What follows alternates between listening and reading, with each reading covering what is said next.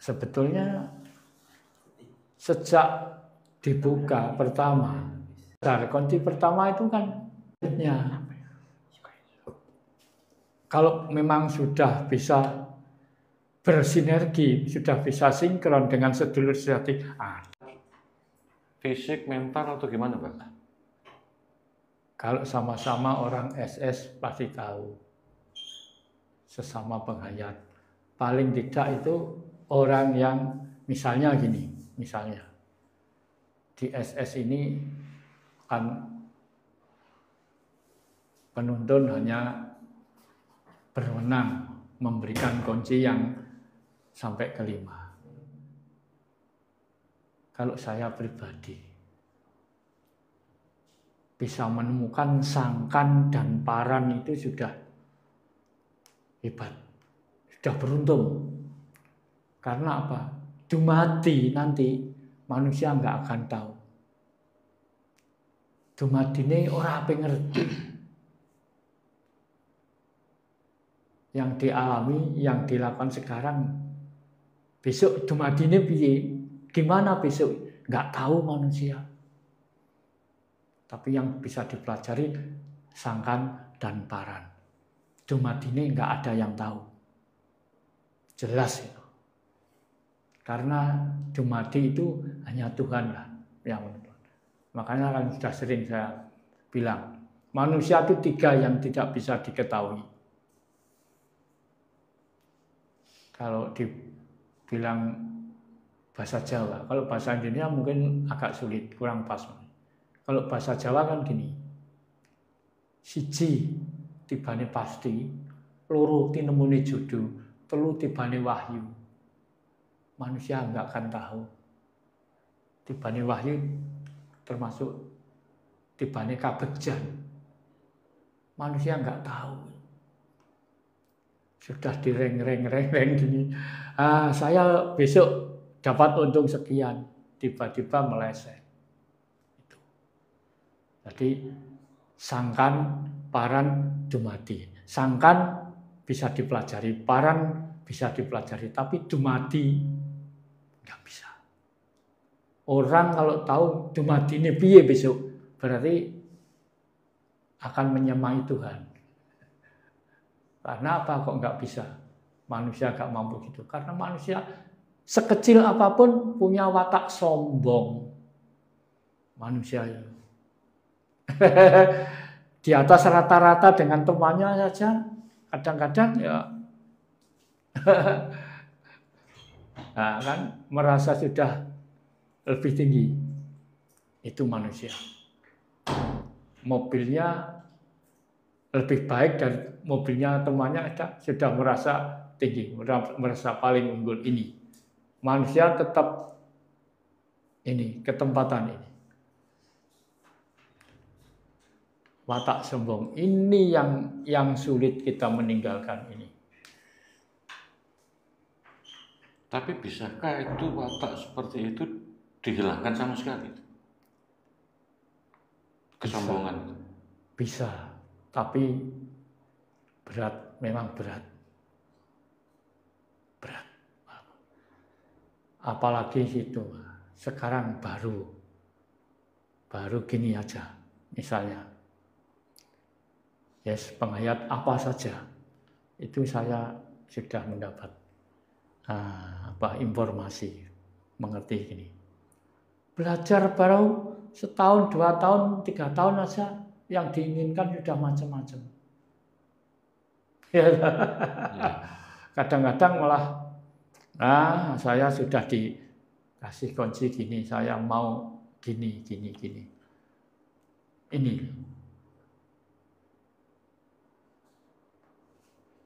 Ini kan nggak bisa. Khususnya ajar di SS ini kan saya sering bilang.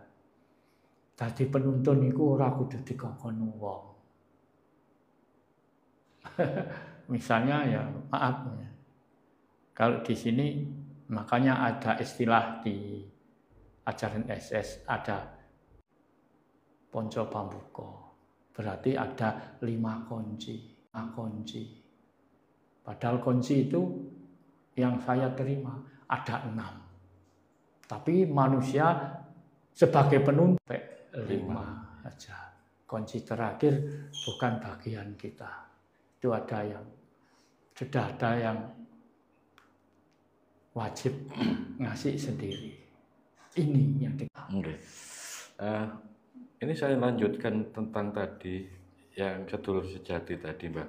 Mungkin ada tanda-tanda atau ciri dari orang yang sudah terhubung dengan sedulur sejatinya. Ya, makasih. Ada. Jadi sebetulnya sejak dibuka pertama, kunci pertama itu kan kalau memang sudah bisa bersinergi, sudah bisa sinkron dengan sedulur sejati. Fisik, mental atau gimana, Pak?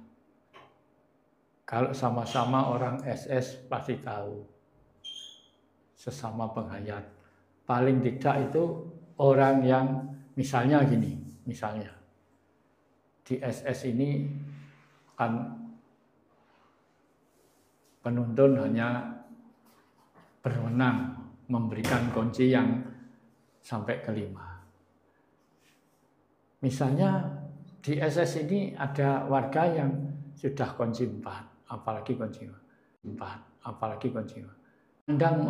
Mandang temannya, warganya yang baru kunci 1, 2, itu sudah bisa.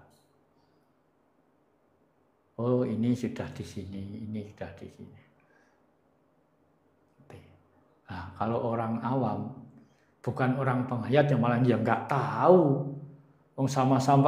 Sama-sama penghayat aja belum tentu tahu.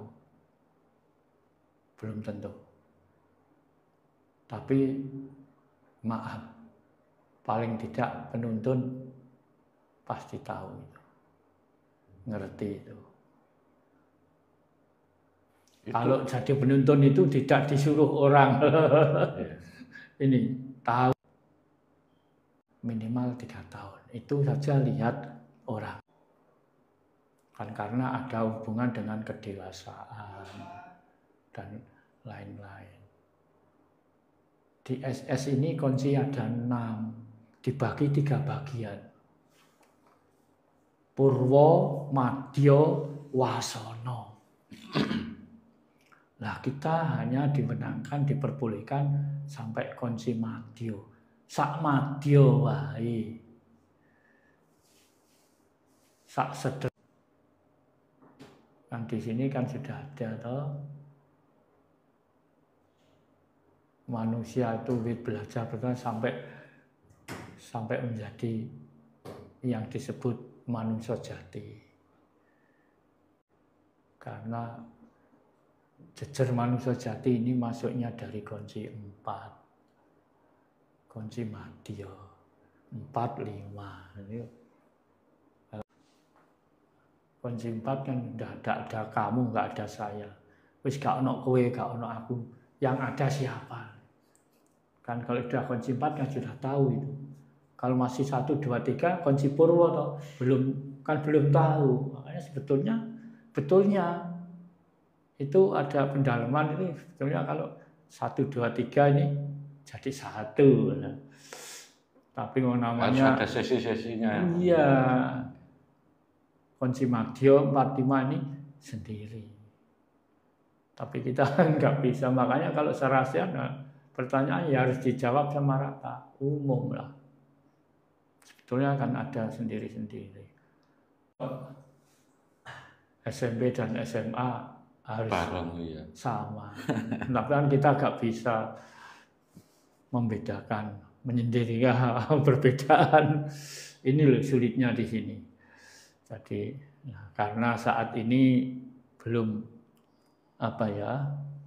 sarana dan prasarana belum memadai. Ya.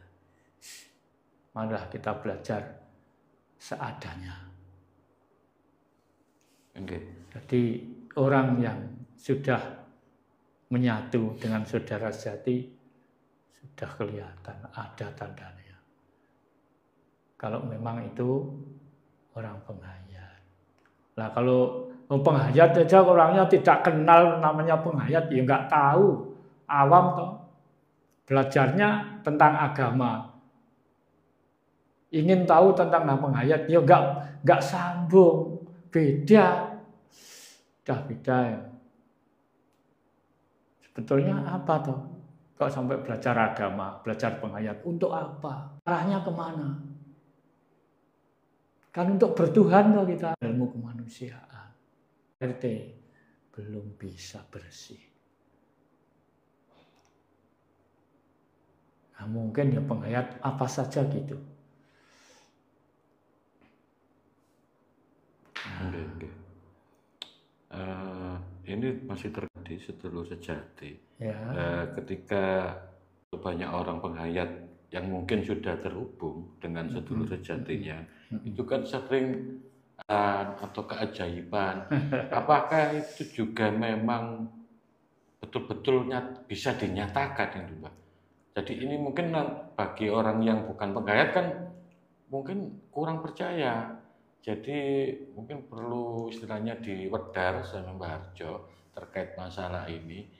Terus daya ini, keajaiban ini, kebetulan ini itu datangnya itu dari mana? Kok bisa? Nah, mungkin bisa diwedar tentang ini ya. Ini ya. Tidak hanya di penghayat Kawrus Dulur Sejati aja. Penghayat Indonesia kan banyak. Mungkin yang beda itu hanya caranya. Okay. Semua penghayat pasti sudah tahu, sudah mengerti. Sedulur sejati itu apa atau siapa? Memang kalau di penghayat yang lain beda nyebutnya. Tapi ini, ada yang ini. Tapi di sini kami wis jelas-jelasan saja. Manusia itu percaya kalau punya sedulur yang jati dan jati. Nah, penghayat lainnya monggo dibilang apa itu. Tapi yang jelas, kalau sudah nyampe tataran itu bisa merasakan. Ketemu aja belum pernah, kita nggak boleh mendahului apa yang terjadi besok. Tidak ada yang tahu, Mas ya. Hanya mengira-ngira. Tapi sudah ada, sudah terasa. Di penghayat apapun. Karena Tuhan itu memberi petunjuk pada manusia. Ada 5 jalan. 1 suara. Tuhan memberi petunjuk pada manusia. Ada 5 jalan. 1 suara. 2 rupa. 3 rasa. 4 daya. 5 aroma. Aroma. Bau. Gondo, saudara-saudara.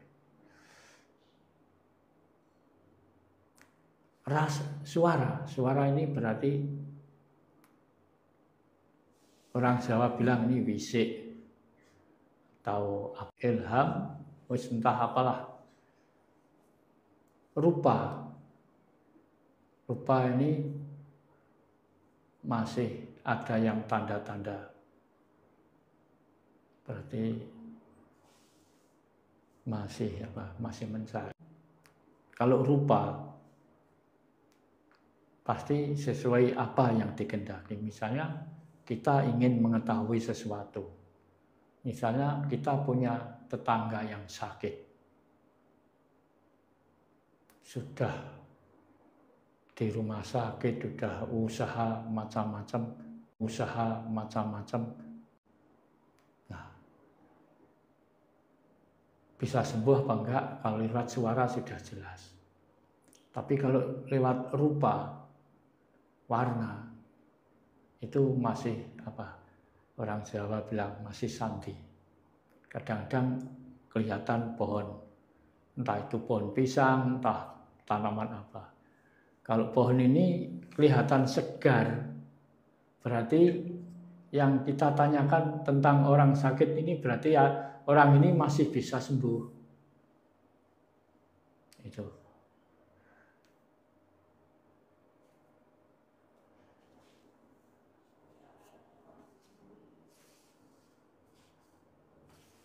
Itu tentang rupa.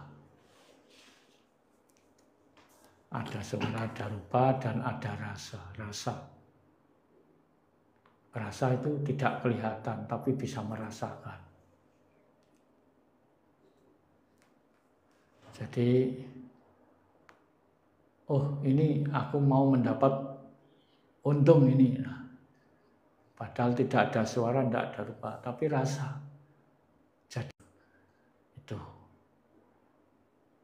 Nah, yang dari daya itu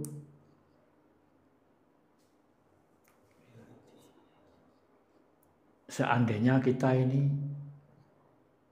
apa yang mau dikerjakan, bisa menyelesaikan apa tidak ini? Kok sekian banyak? Tapi karena dilakukan dengan sungguh-sungguh, loh, sudah hampir selesai lah. Itu daya. Itu nggak bisa apa ya? Nggak bisa dites dengan teknologi, nggak bisa. Jadi tentang gaib. Gaib itu dideteksi dengan alat teknologi yang canggih bagaimanapun nggak bisa. Sudah berbeda arahnya. Jadi gaib ya tentang keyakinan, tentang Tuhan. Tapi teknologi tentang kemanusiaan. Hebatnya di situ. Nah, dua-duanya ini terpakai. Kalau kita mengandalkan teknologi, bisa kita kehilangan jati diri. Bisa-bisa kita sampai nggak percaya bahwa Tuhan itu ada, karena mengandalkan teknologi. Jadi dua-duanya harus terpakai. Contohnya kalau kita mengandalkan gaib aja, kadang-kadang ya salah. Wes contoh yang ringan aja. Kalau kamu berdoa terus, sudah dekat kepada Tuhan, sakit pilek saja, flu saja, berdoa aja, nggak usah minum obat. Coba, ternyata yang terbukti ya, wah ini minum obat flu, berbeda kan? Ini tentang kemanusiaan dan tentang ketuhanan nggak sama. Tapi di lain pihak, di lain sudut bisa menyatu. Contohnya sudah ada orang sakit dibawa ke rumah sakit, katanya nggak ada penyakitnya, nggak apa-apa, usaha macam-macam ya. Tapi dengan air 1 gelas saja sembuh. Keajaiban Tuhan. Makanya ini yang tidak bisa diketahui manusia. Termasuk daya. Daya, kegaiban, gaib. Makanya kita hanya diperbolehkan, diundangkan sangkan dan parang dumadine, manusia nggak tahu. Tapi ya kalau ada petunjuk, oh rasa misalnya, waras oke, waras. Padahal di rumah sakit sudah dibilang nggak ada penyakitnya, tapi sakitnya kok nggak sembuh. Kita harus mendasar sebagai orang penghayat itu harus bisa menerima apa adanya dengan lapang dada. Orang penghayat nggak boleh ngamping-ngamping, harus percaya diri. Percaya diri belum bisa, apalagi percaya pada Tuhan. Padahal Tuhan itu apa? Siapa? Di mana? Milik siapa? Ya, monggo. Nggih, ini saya lanjutkan.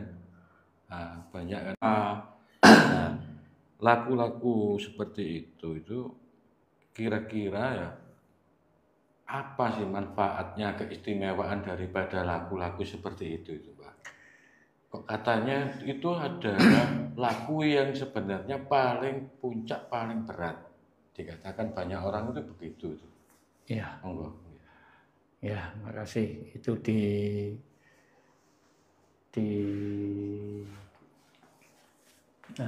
bidang kejawen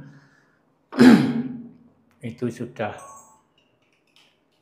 banyak yang dimasukkan dalam ajaran Jawa yang lewat suara, lewat nyanyian tembang. Itu ada yang bunyinya wani ngalah bakal luhur wekasane. Orang ngalah itu bukan orang kalah. Ngalah. Nah, orang berani ngalah itu berarti kan orang sudah wawasannya luas. Sabar. Nah, ngalah jembar wawasannya. Ngalah bukan berarti kalah. Nah, sabar. Nah, sabar itu ada batasnya. Ijek wis ngalah, wis ngene-ngene kok ijek digawe ngene. Nah, akhirnya walaupun kita tidak bertindak, tidak bergerak apa aja, yang bergerak dalam. Nah, ini nanti bisa keluar energi gaib yang mengadili. Nah, laku ini paling berat memang. Nah, yang diminta setiap waktu, setiap hari mintanya gini kok, yang ketemu kok malah sebaliknya. Kadang-kadang orang tidak sadar bahwa itu memang laku ya itu. Kalau nggak laku nggak mungkin ada itu. Kalau orang nggak laku mungkin nggak ada cobaan. Karena ada cobaan itu karena orangnya laku. Tanpa ada cobaan tidak ada kenaikan peringkat. Ada batasnya. Ngalah itu ya ada batasnya. Suatu saat ya, nek ngalah terus berarti kalah. Nah, kalau nggak ada batasnya. Untuk bisa tahu waktunya, batasnya, oh ini sudah waktunya saya sudah harus bertindak. Maksud aku katanya ngalah terus. Nah itu gimana itu cara untuk memposisikannya itu? Ini Pak, tadi lain orang ya, lain orang lain mendapatnya. Kalau saya gini,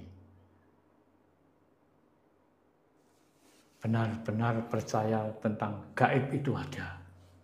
Nanti kalau sudah mau waktunya pasti ada tanda-tandanya. Pasti itu ada tandanya. Misalnya sekarang kan sudah banyak orang mengatakan wong Jawa Bali Jaya. Enggak mungkin kalau enggak ada. Enggak. Maaf. Saya juga berani ngomong. Tidak akan lama lagi. Kalau dihitung hari yo masih lama. Masih lama. Ya. Maaf, saya tidak bisa mengatakannya secara umum. Kalau pengen ngomong-ngomongan empat mata monggo. Ini sudah tidak lama lagi kita akan sampai ke situ. Misalnya, tapi kalau kita sudah dikasih tahu, malah kita ya harus belajar, harus laku. Tidak boleh kalau sudah dikasih tahu orangnya benar, nggak tahu, nggak mau usaha apa-apa, kalau sudah waktunya gimana? Contohnya misalnya si Ani mau punya hajat tanggal ini tahun ini, tapi beliau nggak melakukan apa-apa. Pada nanti saatnya waktunya punya hajat nggak punya persiapan apa-apa. Nah ini. Nah, mendapatkan itu ya saya kira ya nggak semua orang lah. Tidak semua orang, tapi pasti ada yang menerima. Jadi ya maaf, mungkin wong penghayat itu kan banyak. Ini sepuh ini banyak. Jawa ini, orang Jawa ini masih buat. Ini belum bisa apa? Seperti bim salah bim nggak bisa. Tapi nanti pada waktu itu loh, walaupun kita sudah dikasih tahu, diberitahu dengan alam yang gak. Oke. Sebagai informasi, ini nanti ada acara bukaan kunci sedulur sejati. Rencananya itu hari Sabtu tanggal 2 November. Kemungkinan di Hotel Aston Priority Simatupang, Jakarta Selatan.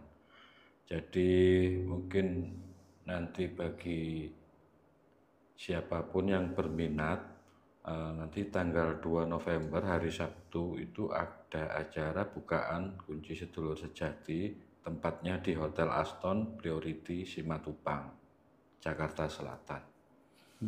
Oke, ini saya lanjut ini Mbah. Ini kan juga banyak yang dari teman-teman pemirsa YouTube ini kan ya. Saya ingin tanyakan, kira-kira apakah ada dampak nanti mungkin resiko dampak yang negatif atau bagaimana tentang ada orang yang ingin menimba ilmu tapi tanpa ada guru? Monggo Mbak. Ini, ya terima kasih. Ini begini Pak, kalau saya siapa saja, di mana saja, kapan saja boleh. Tapi kalau saya dimintai belajar jarak jauh, saya tidak siap. Karena kalau ada apa-apa, gimana efeknya? Misalnya, efek pasti ada. Nah, seandainya bisa jarak jauh, mungkin hanya teori saja yang bisa ditirukan. Apa bisa? Karena ajaran ini beda dengan kirim barang. Saya kirim barang ke Kalimantan, bisa pakai, tapi ini kan harus diterima sendiri. Kan setelah istilahnya di SS ini menerima kunci, masa harus dititipkan orang lain. Nah, kalau kunci rumah bisa. Kunci yang secara kasat bisa barang lah, tapi ini kan nggak bisa, kan? Walaupun zaman sudah teknologi canggih, nggak bisa. Hanya bisa ditirukan, misalnya harus gerakan gini kan, tapi nggak bisa. Hanya bisa niru teori aja. Nah kalau bisa secara jauh-jauh dengan teori, lah untuk apa kalau sudah bisa belajar dengan teori, untuk apa praktek? Untuk apa praktek? Kita belajar bertuhan ini. Nah, saya tandaskan sekali lagi, karena banyak orang yang ingin ikut belajar tapi nggak tahu caranya. Kalau di SS ini ya syaratnya satu, harus percaya bahwa Tuhan itu ada. Dan yang kedua, dasarnya percaya bahwa manusia itu punya saudara yang sejati. Saudara yang sejati itu saudara sangat pribadi, yang sifatnya gaib dan suci. Jadi kalau kita ngomong tentang ini secara umum, nanti kita dibilang apa promosi apa itu. Yang jelas ya kurang lebihnya di situ. Tapi kalau mau belajar silahkan, siapa saja, dari mana saja, boleh.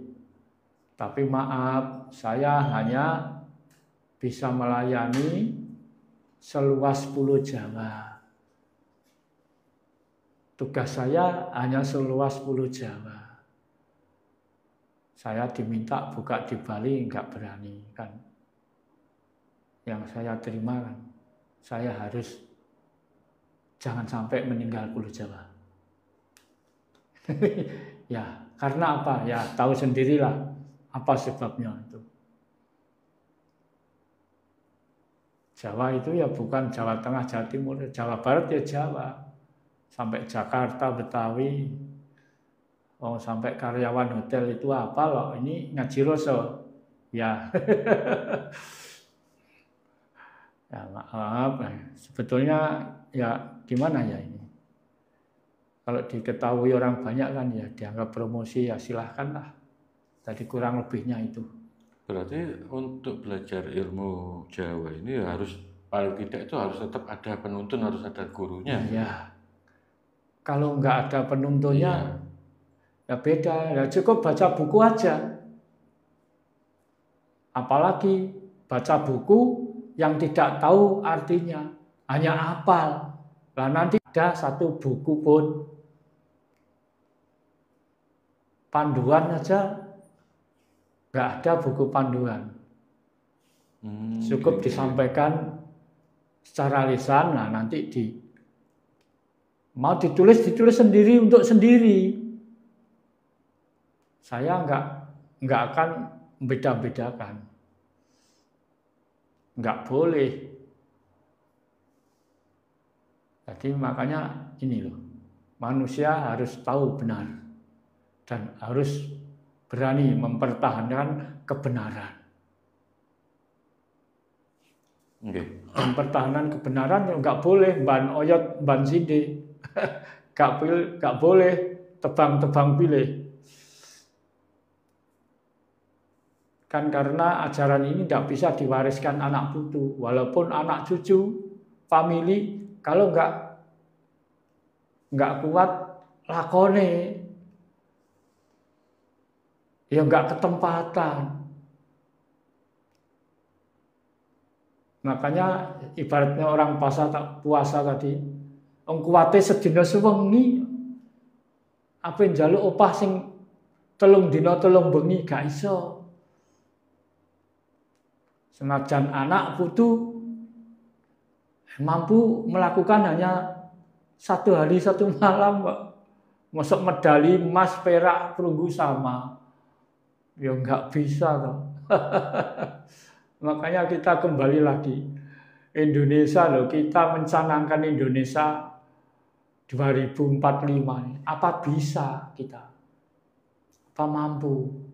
Kalau kita ini masih sebodoh ini. Yang bodoh bukan orang kecil aja. Orang besar itu banyak yang bodoh. Apa disebut itu bodoh, apa disebut itu bohong. Kalau bodoh ya, kok saya ya mengatakan enggak toh. Indonesia emas, jangan sampai Indonesia cemas besok ini. 2045 tinggal 20 tahun. 21 tahun tidak lengkap ini, 20 tahun lah. Pada warga kita ya. Orang Indonesia hidup di Indonesia. Tidak nganut tata cara asing mau. Kenapa nggak mempertahankan? Urusan toto gelar mau nggak mampu. Indonesia nggak mampu menjadi tuan rumah di Indonesia kok. Orang Jawa nggak bisa, nggak mampu jadi tuan rumah di Jawa kok.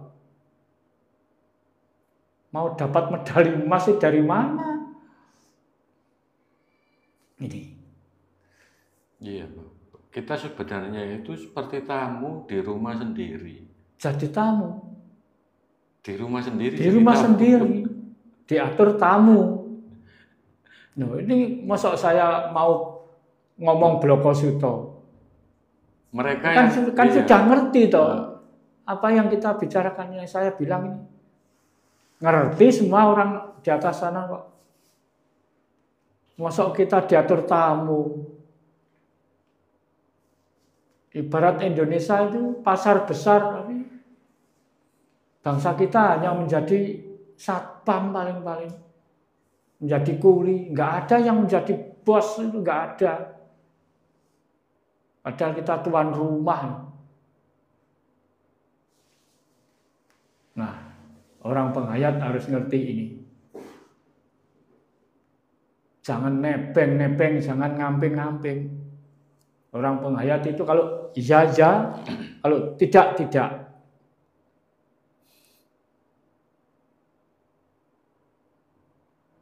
Oke, tentang kejawen ini. Ini ada pertanyaan. Oke. Untuk sembahyangnya orang Jawa kejawen itu bagaimana? Kan ada macam-macam cerita itu Ya. yang di YouTube itu ada yang cerita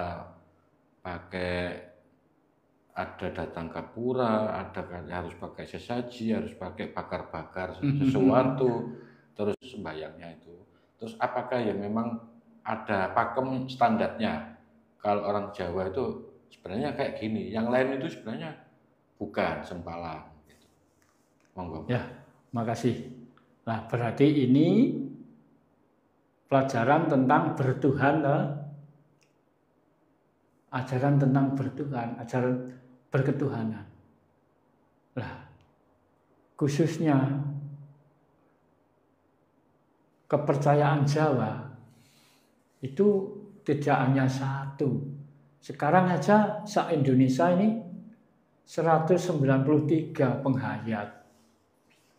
Nah, penghayat. Jadi kita penghayat, bukan agama. Kalau agama pakai buku, pakai kitab. Setelah jilid 1, 2, 3 sampai selesai.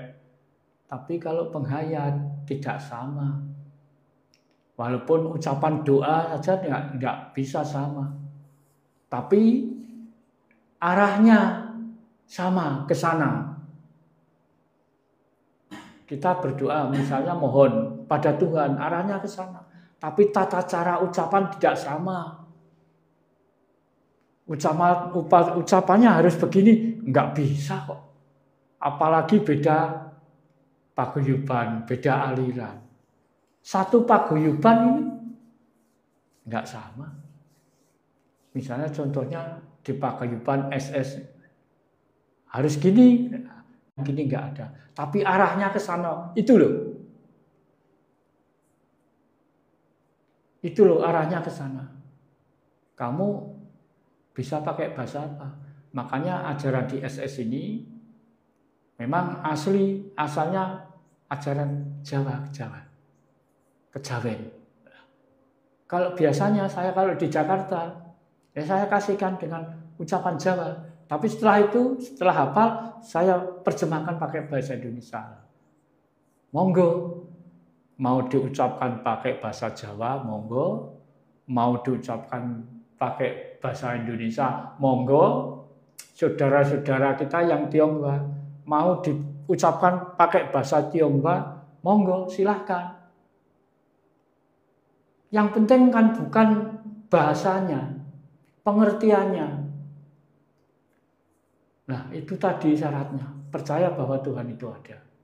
Dan percaya bahwa manusia itu punya saudara yang sejati. Misalnya saudara kita yang Tionghoa. Ngerti maknanya. Oh, kalau di Tionghoa, di Jawa dibilang sedulur sejati. Kalau Tionghoa itu ini toh lah. Silahkan. Ini loh pengertian. Jadi kita ngucap ini tidak hanya hafal, tapi ngerti. Nah, ngucap kalau nggak ngerti artinya akan berarti hanya tafsir nanti yang diajarkan. Tafsir. Waduh, ini yang repot. Apalagi bangsa kita, khususnya orang Jawa ini kalau sudah dibilangi nanti ada itunya, hadiahnya, ada bonusnya, walah rebutan. Kalau mau melakukan ini bonusnya ini, wah bonusnya yang dikejar. Bukan hasilnya bukan yang tujuan utama, ya. Utama. Kok bonusnya? Nah, jadi tentang ajaran kejawen, beda paguyubannya, beda tata caranya. Nah, nanti tadi yang dibilang tentang sesaji. Ya, ada memang sesaji itu kan berbentuk saksi bisu. Satu saksi bisu, yang kedua itu pendidikan secara secara halus. Tadi memberi petunjuk yang secara samar. Nah, sebetulnya sesaji itu ya, kalau orang Jawa bilang sesaji itu sesuguh. Sajian ya suguhan. Yang disuguhi siapa? Ya yang menghadap. Jadi jangan takut dijelek-jelekan orang. Wah, kalau ada ini nyuguhi setan, nyuguhi macam-macam. Bukan. Orang yang bilang setan, bilang demit itu nggak pernah tahu kok. Bentuknya gimana demit itu nggak pernah tahu kok. Makanya kalau dipikir, kalau kita mau sadar, sebetulnya manusia itu ya, kalau dibilang pandai ya memang pandai. Dibilang dengki kadang ya dengki, karena akalnya banyak. Enggak pernah ada, pernah tahu dengar demit perang dengan demit enggak ada ya. Tapi kalau manusia perang enggak denti sama manusia. Masuk tahu ada jin perang dengan demit, enggak pernah dengar. Tapi kalau manusia ya perang terus sama manusia. Waduh. Nah ini. Itu berarti orangnya belum ngerti tentang bertuhan. Yang dimengerti hanya tentang kemanusiaan. Itu manusia. Punya kelompok, punya organisasi. Dianggap orang yang temannya banyak itu sudah pasti benar. Belum tentu. Oke, terima kasih Barjo. Ini sebelum kita akhiri sesi ini, untuk info, nanti tanggal 2 November hari Sabtu ada acara bukaan kunci sedulur sejati.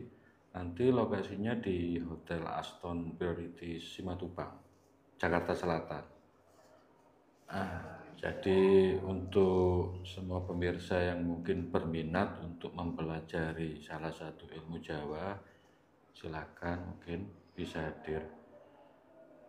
Oke, untuk sesi kali ini mungkin sudah cukup, Mbah. Yang sudah diwedarkan jenengan tadi, mudah-mudahan bisa ada manfaat, kebaikan buat kita semua. Dan saya ucapkan sekali lagi terima kasih sebanyak-banyaknya, Mbah. Nggih. Matur suwun. Nggih. Ya. Terima kasih. Ini jadi saya sampaikan kepada semua, khususnya warga SS dan umumnya para semua penghayat kepercayaan terhadap Tuhan Yang Maha Esa, apapun alirannya, apapun paguyubannya. Jangan ragu-ragu, kita di rumah sendiri. Mari kita berdiri di kaki sendiri. Jangan mengandalkan pemberian orang lain. Indonesia itu merdeka bukan hadiah. Direwangi pertumpahan darah. Jadi kita ya harus nulat ing ngarsa sung tulodo. Sudah ada contoh-contoh di depan. Indonesia merdeka duduk hadiah, tapi direwangi pertumpahan darah, merebut kemerdekaan. Yang dikatakan merdeka itu tidak ada paksaan, bebas tapi terarah. Jadi sekian dulu yang bisa saya sampaikan. walaupun bagaimana ini acara ngaji rasa ini bahasa Jawa. Terpaksa saya tutup dengan kata-kata Jawa. Suro Sudiro Jayane kang siya brasta tekaping ulah dharma stuti. Becik ketitik ala ketara, sapa kang bibiti ala ya ing kono wahyune sirna. Sirna larut topas tapis tanpa sisa tanpa tilas. Sapa kang sedya ala muga dadi becik. Sapa kang sedya becik muga dadi kadang, dadi warga penghayat kepercayaan terhadap Tuhan Yang Maha Esa. Sekali merdeka tetap merdeka. Rahayu, Rahayu, Rahayu.